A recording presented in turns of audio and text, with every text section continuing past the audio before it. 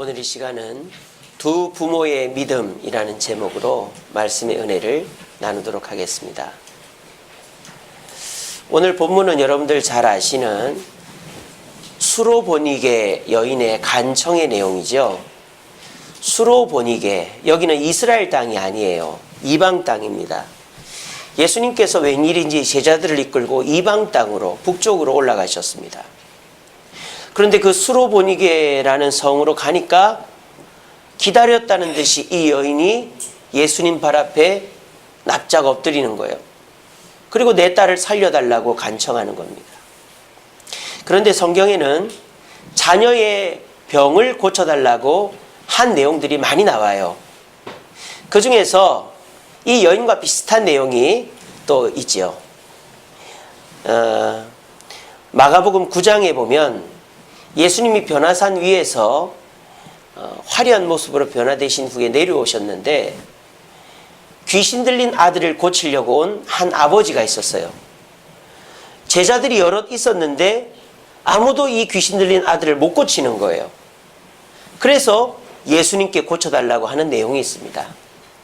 그래서 수로보니게 여인의 딸을 고치는 이야기, 그리고 변화산 밑에 귀신 들린 아들을 고치는 아버지의 이야기가 묘하게 비슷한 부분이 많이 있습니다.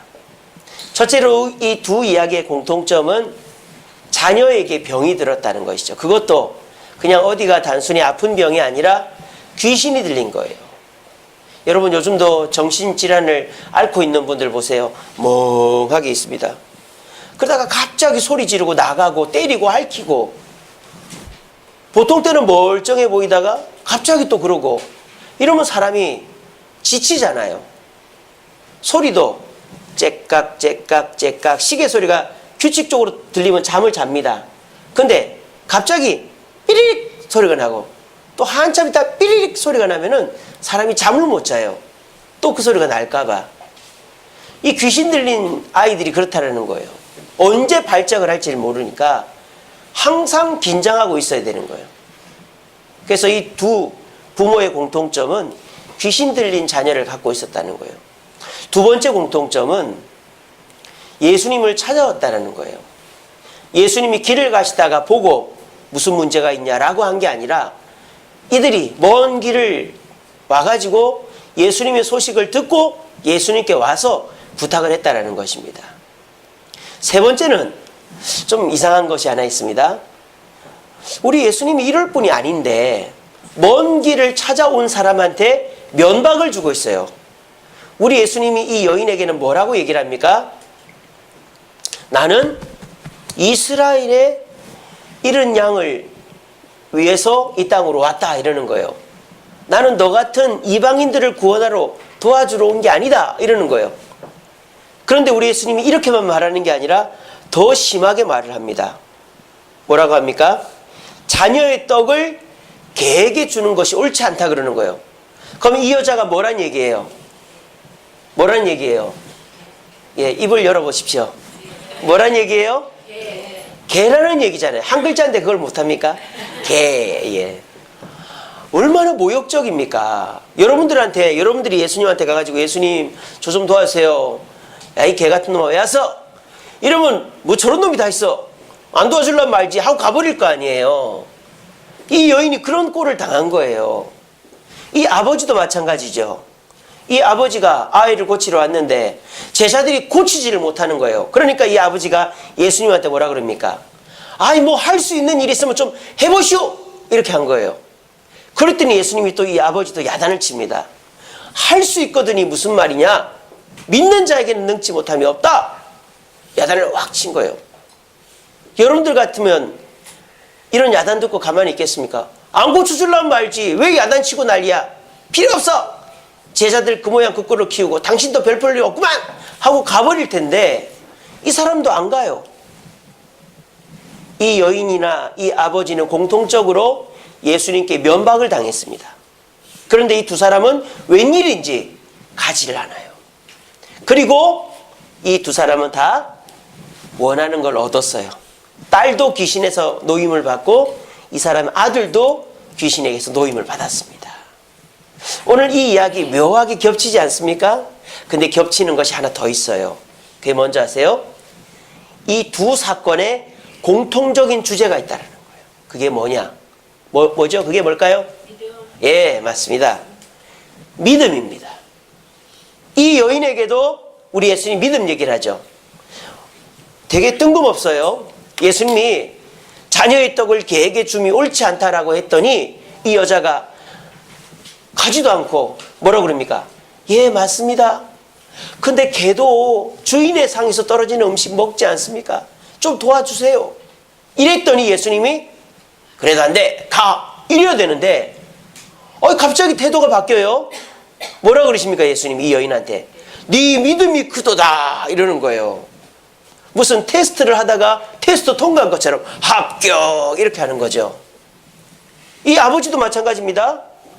이 아버지도 이 아이를 고쳐줄 때 무슨 얘기를 합니까? 믿는 자에게는 능치 못할 일이 없다라고 얘기하는 거예요.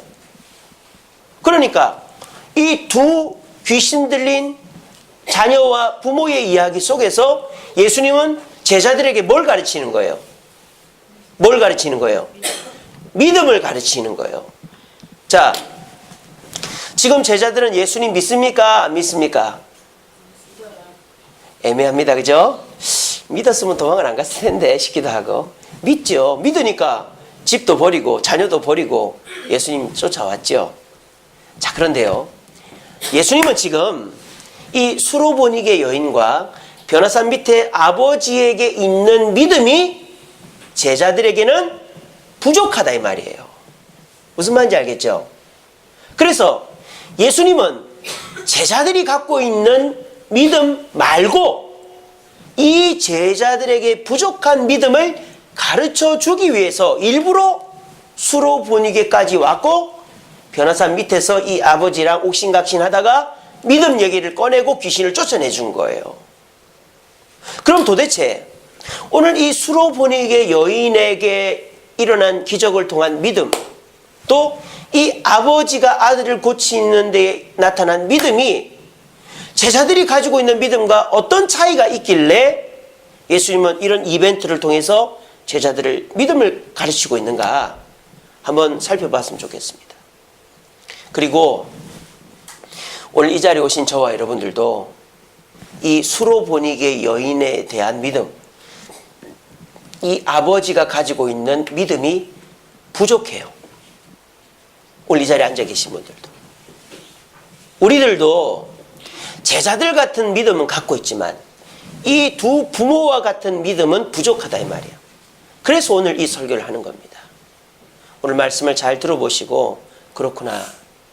내가 제자들 같은 믿음은 갖고 있지만 저 두 부모와 같은 믿음은 부족하니까 내가 저 두 부모와 같은 믿음을 가져야 되겠다라는 생각을 하시고 오늘 말씀 잘 들어서 우리의 믿음이 온전해질 수 있는 저와 여러분 되기를 간절히 바랍니다.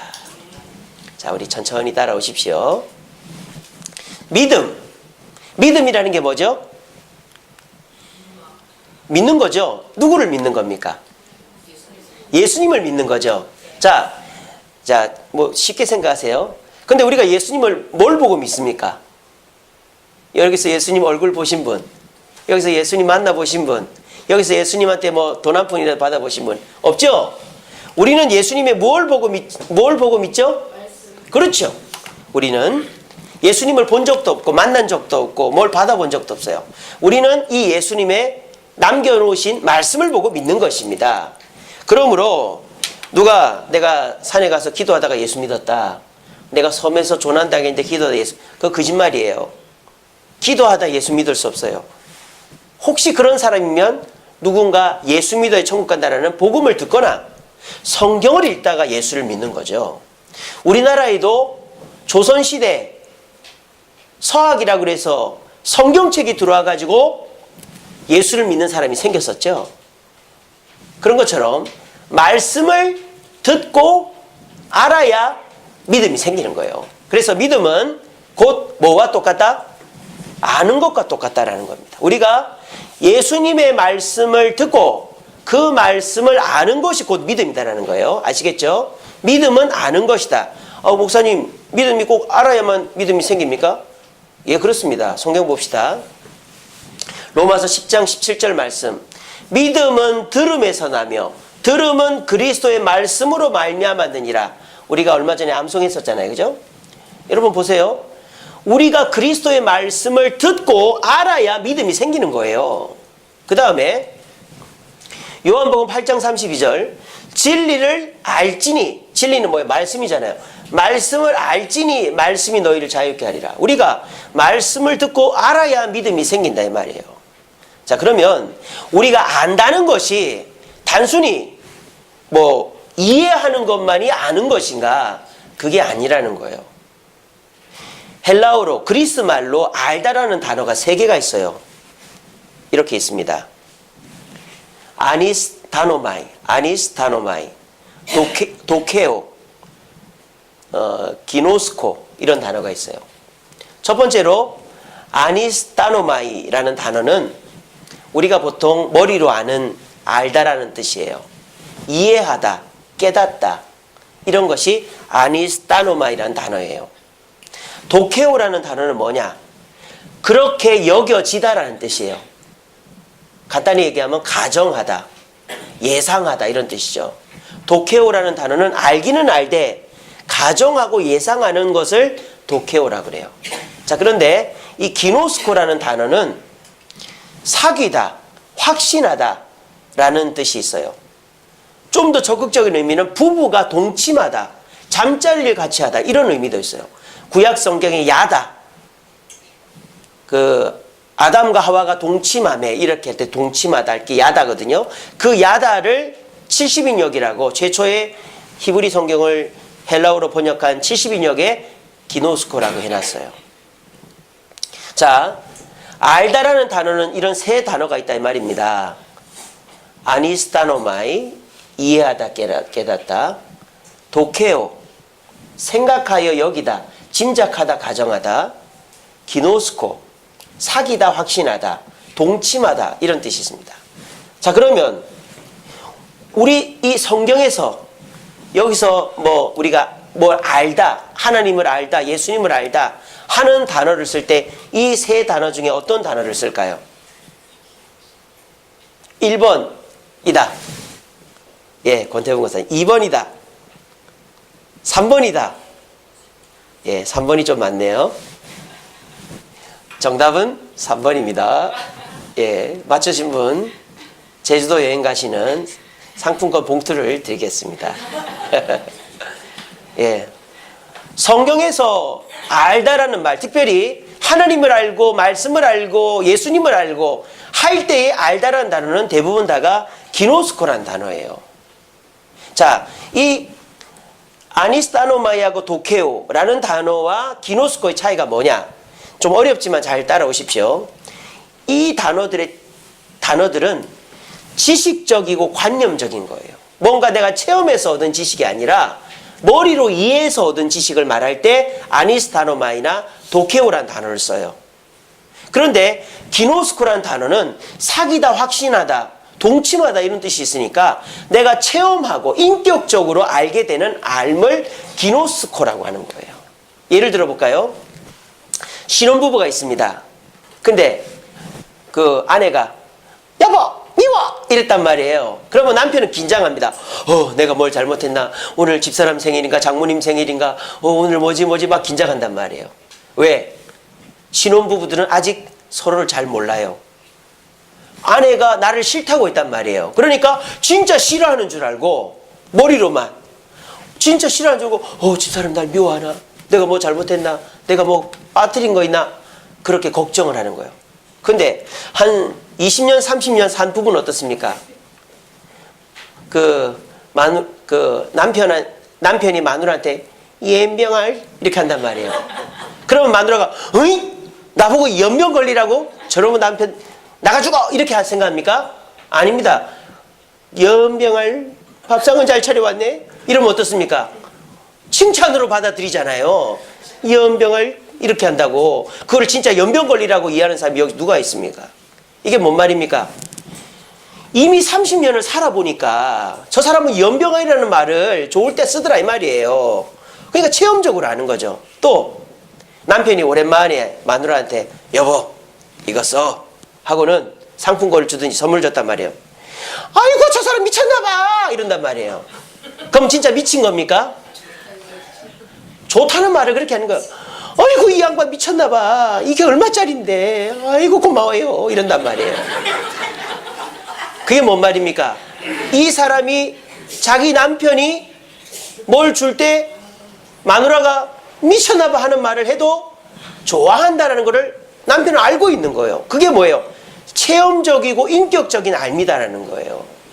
지금 이 제자들에게는 아니스타노마이하고 도케오는 있다 이 말이에요. 왜? 예수님을 쫓아다니면서 말씀을 많이 들었거든요. 그런데 이들이 예수님을 잘 모른다 이 말이에요. 예수님 귀한 줄도 모르고 예수님이 자신들에게 얼마나 소중한 줄도 모르고 그냥 말씀 듣고 머리로 아는 예수님만을 생각하고 있는 거예요. 마음은 콩밭에 가 있어. 어떤 생각? 예수님이 로마를 물리치고 그래서 내가 영의정하고 좌의정해야지 뭐 그런 생각만 하고 있는 거예요. 자기 머리로 이해한 예수님. 그러니까 어떻게 됩니까? 예수님 잡혀버리니까 다 도망가 버리잖아요. 이게 뭐예요? 관념적이고 지식적인 믿음은 환란이 왔을 때 믿음을 버린다 이 말이에요.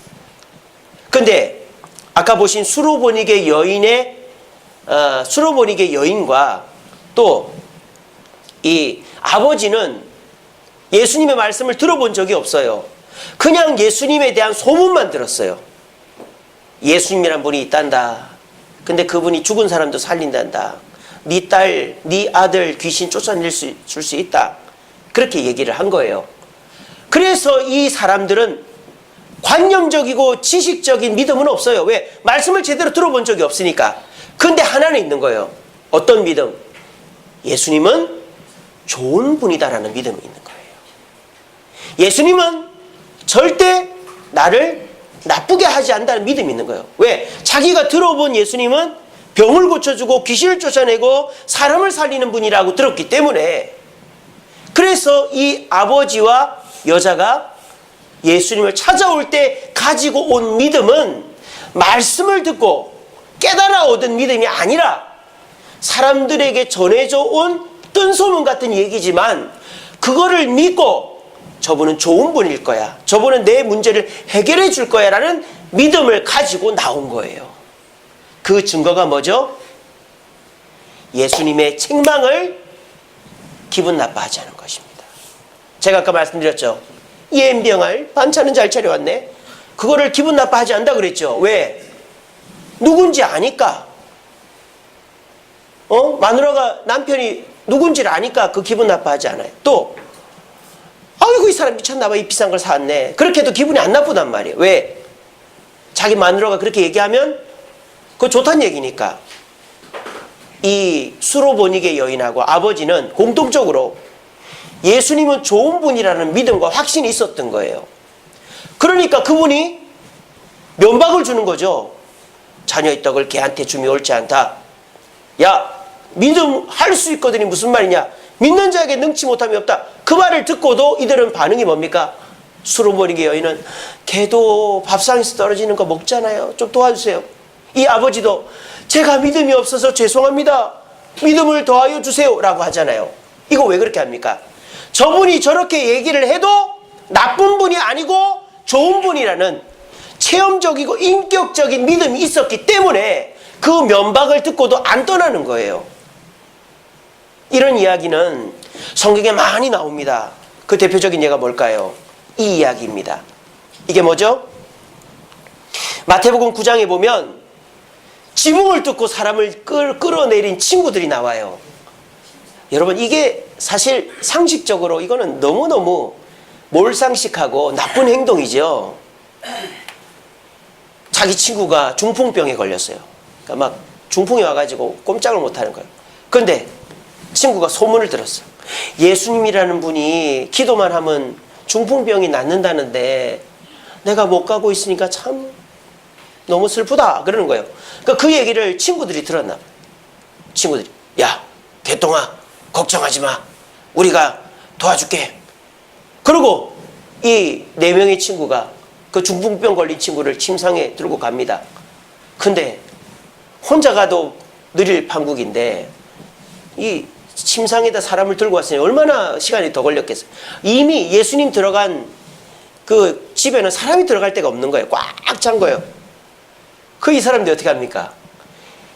예수님을 지식적이고 관념적으로 아는 사람은 그냥 기다리자 또는 가자 이렇게 할 거예요. 근데 저분은 좋은 분이야. 저분은 우리가 뭘 해도 이해해 줄 뿐이야 라는 뭐가 있었어요? 믿음이 있었던 거예요. 믿음이. 그래서 이들이 정말 이거는 해서는 안 될 일이죠. 얼마나 몰상식하고 얼마나 잘못된 행동입니까? 지붕을 뜯어가지고 침상에 달아 내렸어요. 근데 예수님은 오히려 뭐랍니까? 그들의 믿음을 보시고, 여기서도 뭐가 나와요? 믿음이 나오는 거예요. 뭐 그들의 열정을 보시고, 그들의 정성을 보시고, 뭐 그들의 간절함을 보시고, 이게 아니에요. 여기도 예수님은 믿음으로 이 사람을 치료해 준 거예요. 왜? 이 친구들은 예수님에 대한 믿음을 아는 믿음이 어떤 알미였다? 기노스코였다라는 거예요. 저분은 좋은 분이다. 설사 우리가 지붕을 뜯어 친구를 내려준다 해도 저분은 고쳐줄 거다라는 확신이 있었기 때문에 이 친구들은 예수님을 만나기 위해서 지붕을 뜯어가지고 친구를 내린 것입니다.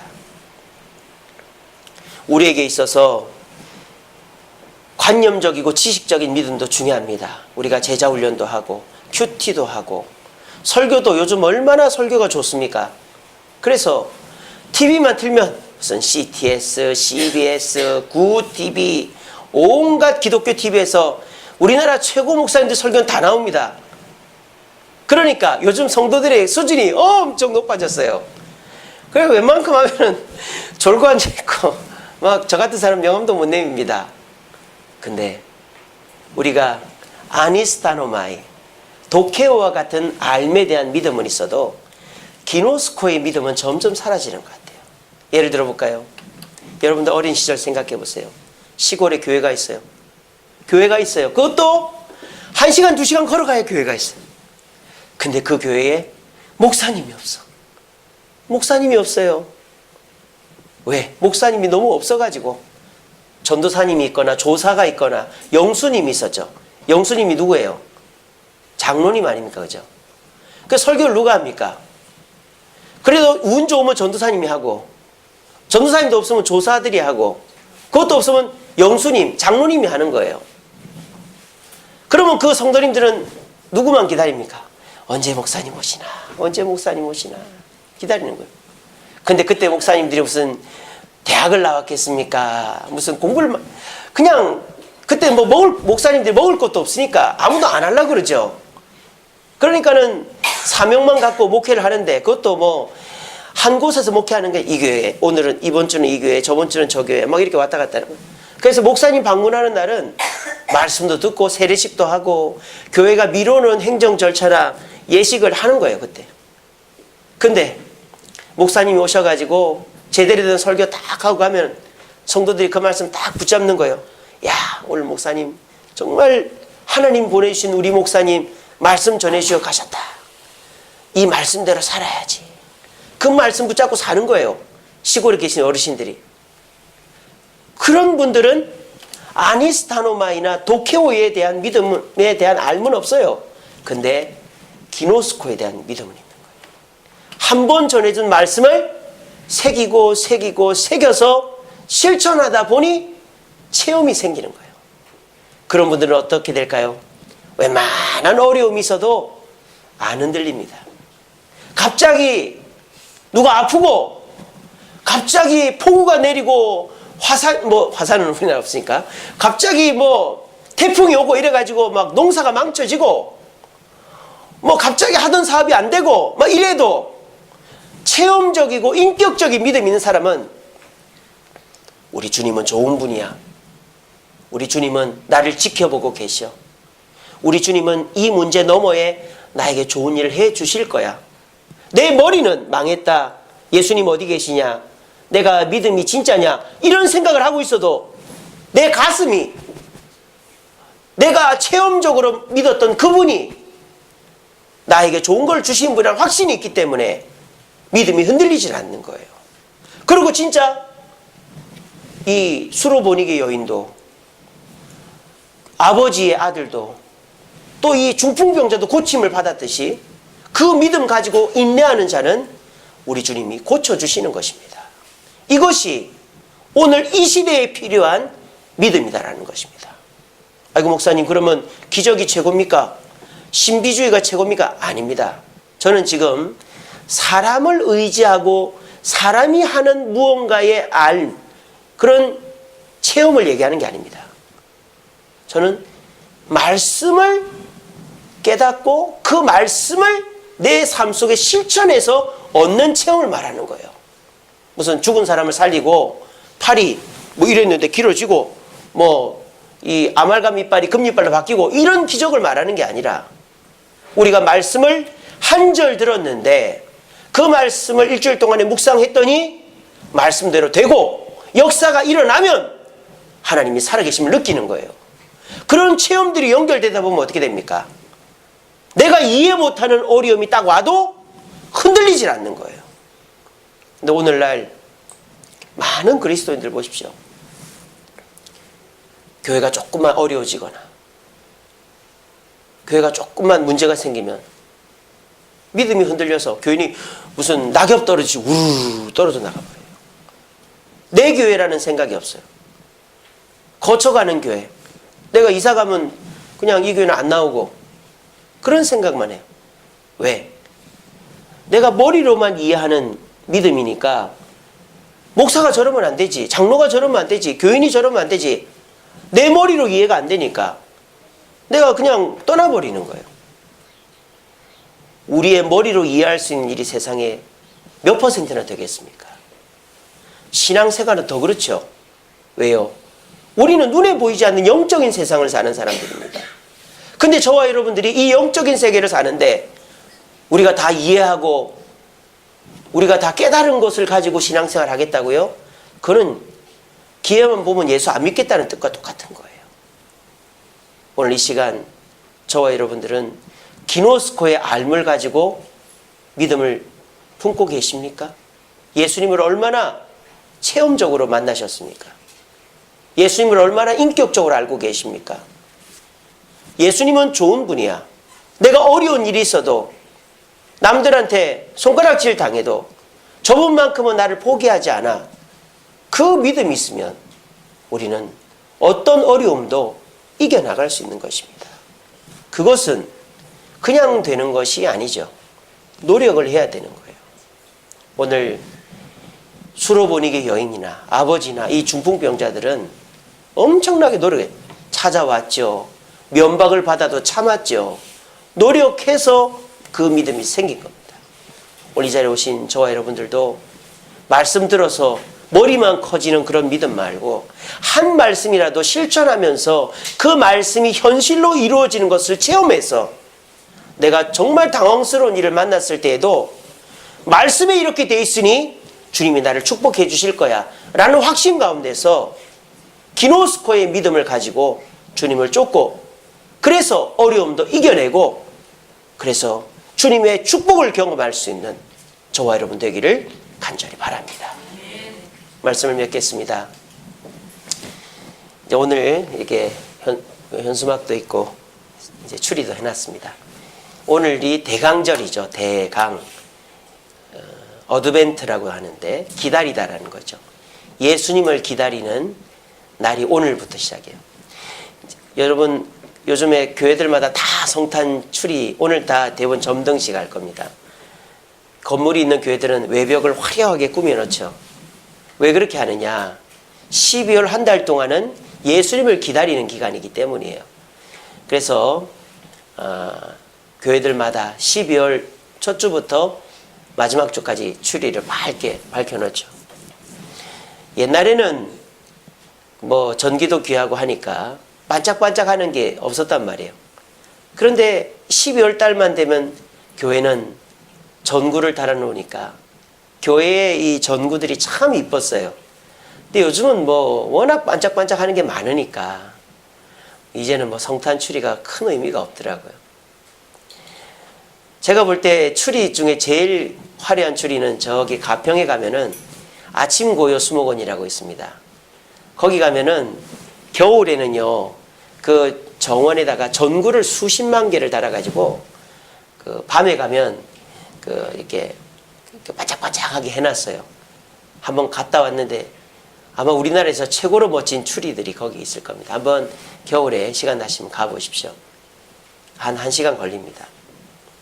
우리가 왜 이렇게 추리를 밝혀놓습니까? 우리 예수님을 기다리는 거예요. 그래서 우리 예수님이 오시는 것을 기다리면서 그분을 생각하는 것이죠. 자, 그러면 우리 예수님은 이 땅에 왜 오셨을까요? 자, 우리 최규범 지사님, 예수님 이 땅에 왜 오셨습니까? 예, 우리 목소리가 참 좋으시잖아요. 우리를 구원하기 위해 오셨죠. 네, 아주 고상하게 정답입니다. 예, 우리 예수님은 우리를 구원하기 위해 오셨어요. 자, 그거는 이해와 관념적인, 그러니까 이론적인 예수님의 오심이죠. 실존적으로 나와의 연관을 지어볼 때 예수님은 왜 오셨을까? 나하고 연관을 지어봅니다. 나를 위해 오신 거예요. 나를 위해 오신 거예요. 우리를 위해도 오셨지만 바로 여기 계신 한 분 한 분 한 분을 위해서 오신 거예요. 여러분 믿으십니까? 이번 성탄절은 그 마음으로 보내시길 바랍니다. 예수님은 나를 위해 왔다. 나를 위해 왔다. 그러면서 저는 예수님이 왜 이 땅에 나를 위해 오셨을까? 이 말씀이 떠오르더라고요. 너희는 마음에 근심하지 말라. 하나님을 믿으니 또 나를 믿으라. 이 말씀이 뭡니까? 예수님이 십자가 달리기 전에 제자들 앉혀놓고 내가 하늘로 올라가니까 너희들 두려워하지 마라. 하나님을 믿는 것처럼 나를 믿어라. 아버지 집에 거할 곳을 내가 마련해 놓겠다. 그 말씀이잖아요. 하나님은 여러분들 근심하지 않게 하려고 이 땅에 오셨어요. 예수님은 우리가 어떤 근심을 합니까? 먹고 사는 걱정하고 자녀 걱정하고 건강 걱정하고 그리고 죽어서 어떻게 될지 걱정하고 죽음 걱정하고 이런 걱정들 하잖아요. 우리 주님은 그 근심들을 다 없애주시기 위해 이 땅에 오셨다는 거예요. 예를 들어볼까요? 우리 주님은 이 땅 사는 저와 여러분들에게 일용할 양식을 약속하셨습니다. 그러므로 저와 여러분들은 먹고 사는 걱정을 할 필요가 없어요. 자녀들도 어떻습니까? 주님께 충성하면 자녀는 주님이 알아서 키워주십니다. 저는요, 부모님들이 자녀를 잘 키우려면 최고 좋은 방법은 교회에 보내는 거라고 저는 생각합니다. 그래서 이게 부모님들 중에서 옛날에 교회를 다녔는데 안 다니는 분들 중에서도 내 자녀만큼은 교회를 보내야 되겠다. 그런 생각하는 분들 계세요. 저는 아이를 제일 잘 키우는 방법은 교회에 보내는 거라고 생각해요.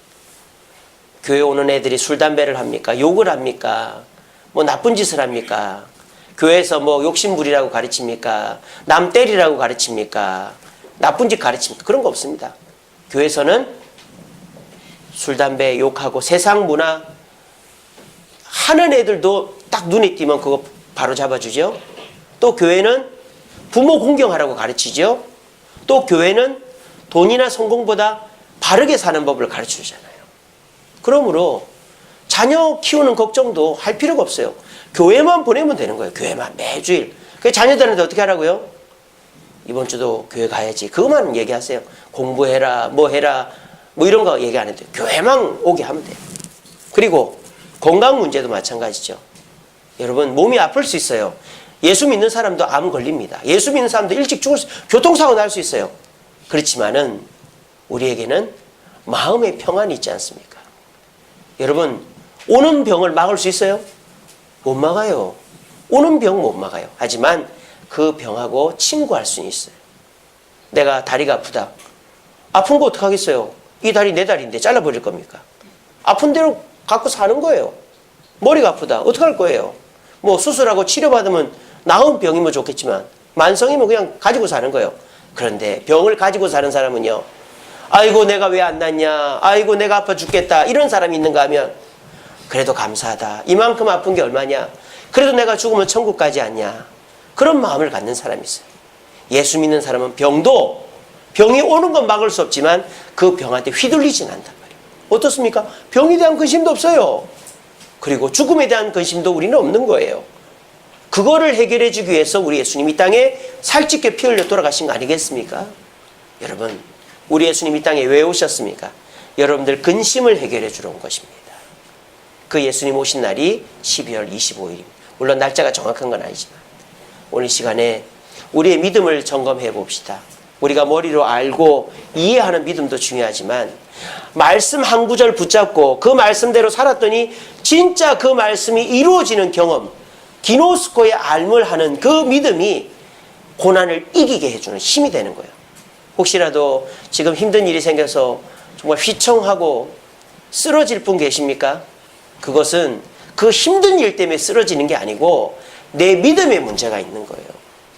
어려움이 있다고 주님이 없는 거 아니거든요. 내 문제가 있다고 주님이 날 버린 거 아니거든요.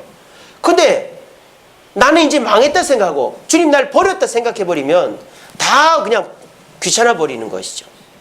오히려 고난이 있을 때에 기노스코의 알을 갖고 있는 사람 더 주님께 가까이 오죠. 주님 곁을 떠나지 않죠. 왜? 주님이 언제 해결해 줄지 모르기 때문에. 수로보니게 여인, 귀신 들린 아들을 가진 아버지, 중풍병자의 친구들 다 주님께 가까이 오지 문제가 있다고 떠나가는 사람은 없잖아요. 그런데 가까이 왔는데도 주님이 해결 안 해주고 계속 차일피일 미뤄지고 있어요. 그럴 때 에이 안 되겠네. 이게 아니라 어떻게 생각해야 된다고요? 주님은 좋은 분이야. 주님은 반드시 내 문제를 해결해 줄 거야. 내가 이런 어려움이 있어도 주님이 날 지금 외면하고 모른 척하는 게 아니야. 해결해 주려고 준비하고 계신 거야. 이런 체험적인 믿음, 인격적인 믿음, 예수님 자체를 믿는 믿음이 있으면 여자의 딸이 고쳐지고 아버지의 아들이 고쳐지고 친구들의 친구가 고쳐지는 것처럼 여러분들에게도 멀지 않은 시일에 주님의 역사가 일어나게 될 줄로 믿습니다. 우리 모두 그 체험적인 인격적인 믿음을 가져서 12월 한 달 동안 주님을 기대하시고 그리고 우리 모두 어려움이 있어도 주님 곁을 떠나지 않고 주님 앞에서 새 힘을 얻고 반드시 주님의 능력으로 문제를 해결받는 저와 여러분 되기를 간절히 바랍니다.